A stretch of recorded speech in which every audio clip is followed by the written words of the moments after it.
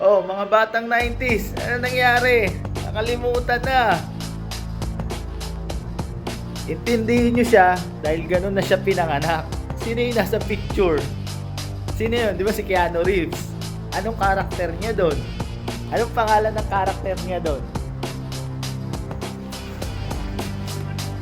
O di ba Neo? Before he was John Wick, he was Neo. Mga Gen Z na nakakakilala kay John Wick. Pero si Neo siya, di ba? He was Neo. Kaya intindihin mo siya dahil ganun siyang pinanganak. Dahil sabi ni Morpheus dun sa scene, It is the world that has been pulled over your eyes to blind you from the truth. What truth? Like everyone else, you were born a Neo. Neo. We're born a Neo. We're born a Neo. We're born a Neo. di ba? Sabi sa inyo, imagination lang. Ang dali-dali nun. Pinanganak. Born. Sino yung nasa picture? Neo. Born. Neo.